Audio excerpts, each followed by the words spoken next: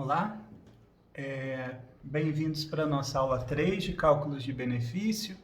Eu gostaria de falar nessa aula sobre a aposentadoria por tempo de contribuição, que também é um termo que vai cair em desuso, né? Todas vão se chamar aposentadoria programada, porque vai ocorrer quando cumpridos requisitos de idade e de tempo de contribuição, né? O tempo de carência e tempo de contribuição. E da mesma forma que a gente conversou sobre a aposentadoria por idade, a aposentadoria por tempo de contribuição, também gostaria de explicar um pouquinho sobre como ela era calculada, porque vocês ainda vão trabalhar muito com o cálculo antigo. Quem for atuar na área de benefícios, na área previdenciária, fazendo o processo de revisão, tem que saber esse cálculo, né? Ele vigorou por bastante tempo, então é importante saber como esse cálculo ainda hoje pode ser feito, aplicado, desde que os requisitos tenham sido cumpridos até a data de 13 de 11 de 2019, ou aposentadorias que ocorreram ao longo de todo esse tempo que vigorou a lei. A gente tem que lembrar que uma essência da forma de cálculo da aposentadoria no Brasil mantém a mesma, desde a lei Eloy Chaves em 1923, essa forma de fazer o cálculo é a mesma, que é com base na média de contribuições. Então é importante saber que todo o tempo foi baseado em média. Algumas pessoas falam assim, eu vou me aposentar com o que eu ganhava? Raramente, né? Porque vai depender da média. Para ser o que ganhava, tem que ser assim uma coincidência, ou se a pessoa contribuiu mesmo sempre com o salário mínimo, ela vai aposentar sim com o que ela ganhava. Se não, essa média vai oscilar, porque é feita com base em todo o tempo de benefício, todo o tempo de contribuição da pessoa para gerar o benefício. Então, voltando lá para como era feito o cálculo da aposentadoria por tempo de contribuição, a gente vai resgatar o que a gente verificou lá na primeira aula, que é o fator previdenciário. Então, o fator previdenciário foi criado para que essa modalidade de aposentadoria não fosse extinta lá no passado. Eu disse para vocês que era para inibir um pouco o pedido precoce de aposentadoria, mas que não deu muito certo, então culminou agora com essa reforma, deixando então de existir essa modalidade de aposentadoria. Porém, nós vamos ficar um bom tempo com pessoas que tinham direito já adquirido desde novembro, que não tinha exercido esse direito de requerer o benefício. Por quê? Porque estava querendo contribuir um pouco mais, melhorar essa média para se aposentar, que é uma fatia muito pequena da população, do volume de segurados da Previdência, que planeja mesmo a sua aposentadoria, mas também quem entra ali naquela situação de revisão, né? Como eu disse. Então, o interessante de saber é assim, os requisitos, então, para a aposentadoria por tempo de contribuição, até o final do ano passado, até 13 de novembro, era 30 anos de contribuição para a mulher, 35 anos para o homem. Essa contribuição podia ser híbrida, né? Ter somado nesse tempo períodos rurais sem a contribuição, né?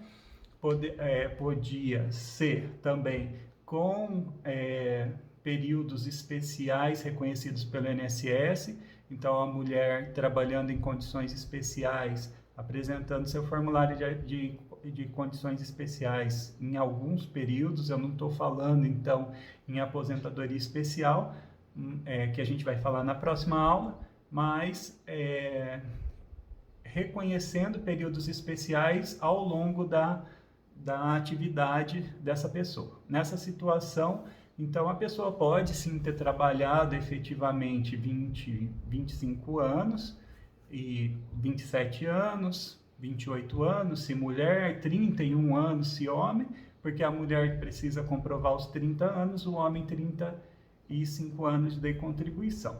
Quando a gente fala que ainda existe o requisito de carência, significa que no mínimo 180 meses, 180 contribuições tem que ser efetivamente paga. Então, eu não posso ter 5 anos de contribuição e tentar lá 25, 30 anos de atividade rural sem contribuição, porque eu preciso desse período de contribuição, que é o mínimo para pedir o benefício de aposentadoria. Então, nessa situação, você cumprindo esse requisito, tendo o mínimo de 180 contribuições, tendo 35 anos de tempo de contribuição, não importava a idade que você tinha.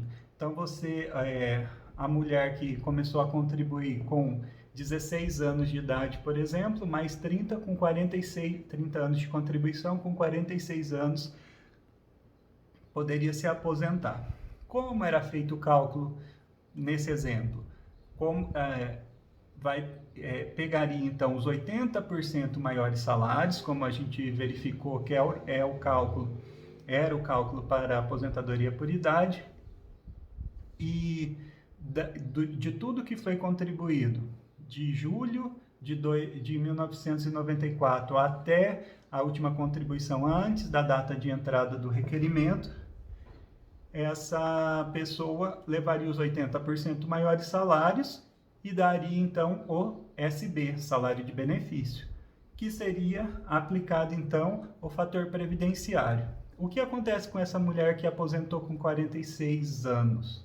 Provavelmente daria por volta de metade do salário de benefício dela a RMI. Então, a renda mensal inicial cairia próximo a 50% do salário de benefício. Significa que a média de salário dela, que era, por exemplo, de R$3.000, teria um benefício, então, de 1.500 ou até menos que isso, por causa da idade.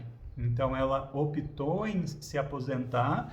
Muitos segurados falam assim, eu estou optando em me aposentar agora, estou fazendo essa opção, mas eu vou continuar trabalhando, isso vai ser um complemento da minha renda, mas tem que lembrar, né, e muitos não pensaram nisso, que vai chegar uma hora que precisa parar, e esse vai ser o valor do benefício.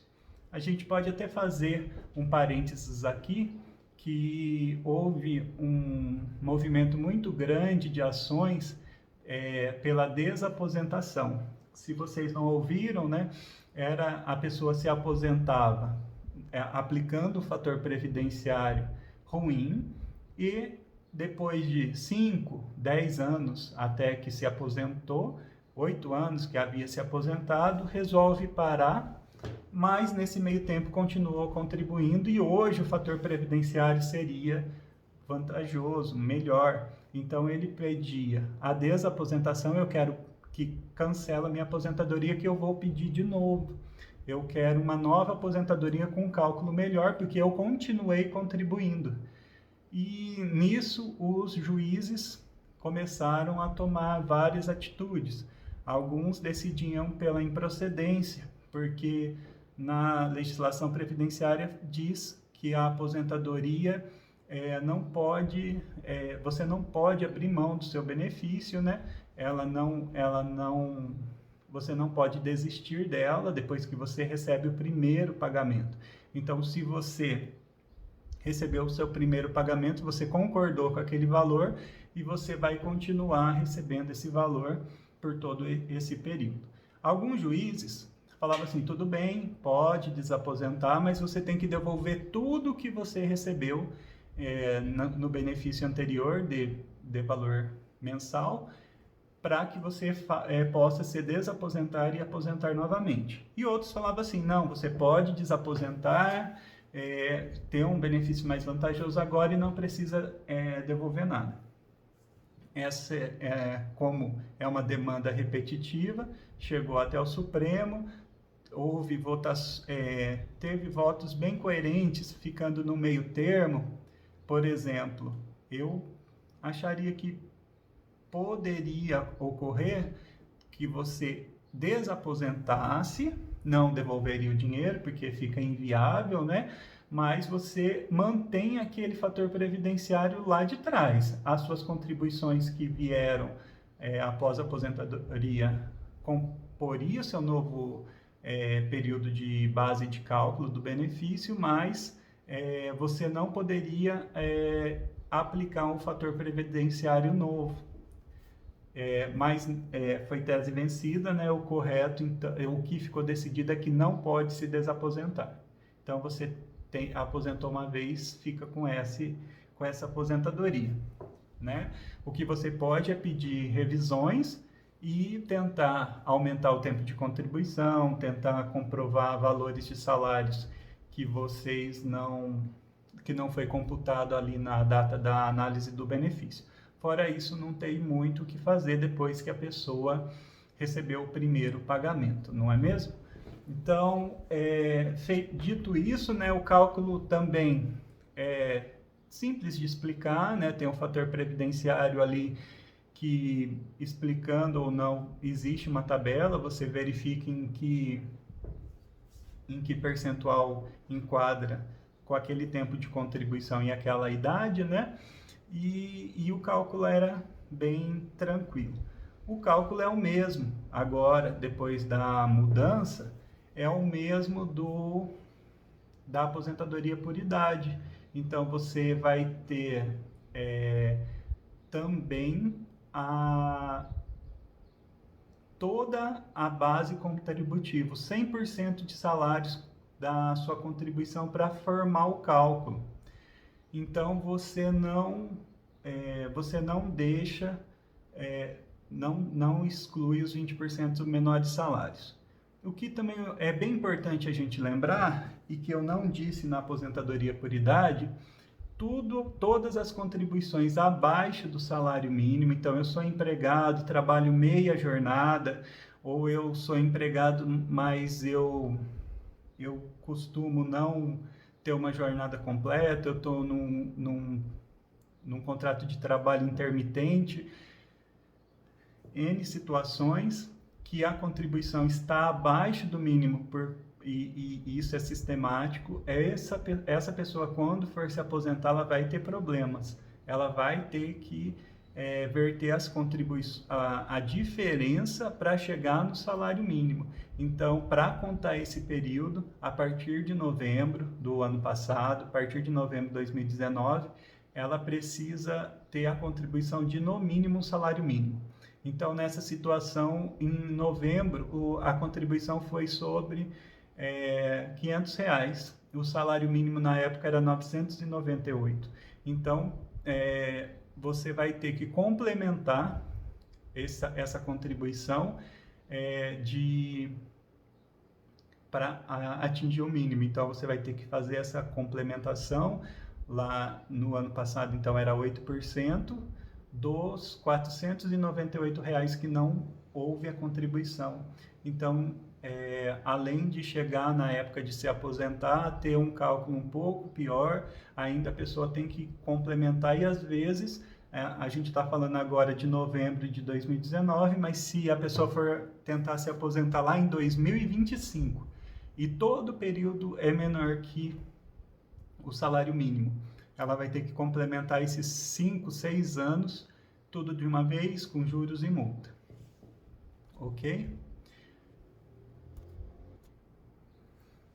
Apesar da nossa aula ser sobre cálculo, eu deixei de falar ali no início, né? Falei sobre a regra da aposentadoria aplicando o fator previdenciário, mas faltou explicar que existe também a situação dos pontos, né?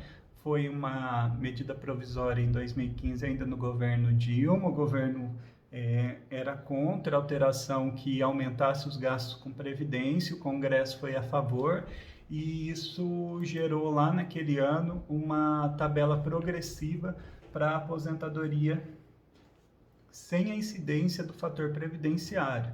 Então, o homem que tivesse pelo menos 35 anos de tempo de contribuição, mas e somando a idade chegasse aos 95 pontos, então eu tenho 35 anos de contribuição, eu preciso ali de 60 anos de idade para somar com os 35 e chegar em 95 pontos, isso lá em 2015. E a mulher somar os 30 anos de contribuição, mais a idade chegasse até os 85 pontos. Atingindo essa pontuação, nem o homem nem a mulher teria, então, no salário de benefício, a multiplicação pelo fator previdenciário. Só teria a multiplicação se o fator previdenciário corresse de ser positivo, né? Então, essa tabela teve progressão e estava com 96 pontos para o homem, 90 e 86 para a mulher, foi para 80 esse ano, com 97 pontos para o homem e 90 e 87 pontos para a mulher, e a partir do ano de 2021, entra nesse período de transição. Vocês podem ver na apostila de vocês, tem uma figura, e em 2021 o homem tem que ter 98 pontos, a mulher 88 pontos. Então, cada ano vai aumentando um ponto. Então, vamos ver lá, em 2025 o homem precisaria ter 102 pontos e a mulher 92 pontos. Até chegar em 2033, que termina essa tabela progressiva, com o homem com 105 pontos. Na verdade, o homem atinge os 105 pontos lá em 2028 e a mulher em 2033 atinge o final dos pontos possíveis, que é de 100, em 2033. Então, há a possibilidade de se aposentar sem ter a idade mínima exigida, que da mulher vai ser 62 anos e o homem 65, desde que atinja esses pontos. Se a gente colocar nos exemplos concretos, dificilmente a pessoa vai atingir essa tabela lá no futuro, né? Porque ela vai precisar de bastante idade e, na verdade, com bastante idade ela vai se aposentar só se ela ainda quiser participar, né, daquela forma de aposentadoria anterior. Senão, ela vai acabar aposentando antes, com 65 anos, porque para fazer 105 anos, o homem com 35 anos de contribuição, ele teria que ter 70 anos de idade. Então, vai é difícil aplicar esse sistema de pontos por muito tempo. Outra regra de transição agora, antes, que você ainda pode tentar se aposentar por tempo de contribuição sem aplicar toda a reforma da Previdência, né? Então, o homem não vai precisar esperar até os 65 anos e a mulher nessa tabela progressiva desse ano de 60 anos e meio até 62 anos, se faltar até 2 anos para que ele se aposente. Então, na reforma faltava 2 anos para se aposentar, aumenta 50% do tempo. Então, o que faltava 2 passa a faltar 3, faltava 6 meses. Então, passa a faltar 9. Então, essa é a regra de transição da aposentadoria por tempo de contribuição. A gente tem que saber que existe uma idade mínima agora, mesmo para tabela de esse período de transição. Então, nenhum homem, a partir da reforma, se aposenta com menos de 56 anos e nem uma mulher vai se aposentar nenhuma mulher se aposenta com menos de 56 anos e nenhum homem com menos de 61 anos. Então, essa situação do homem se aposentar com 42 anos, a mulher com 39 anos, que eu dei lá no exemplo da aula passada, acaba com a reforma da Previdência, né, com essa nova forma de cálculo, ok? Vou encerrar a aula essa terceira aula aqui, nós vamos aprofundar um pouquinho sobre o debate da aposentadoria do professor e a aposentadoria especial na nossa próxima aula, nossa quarta aula, ok? Até!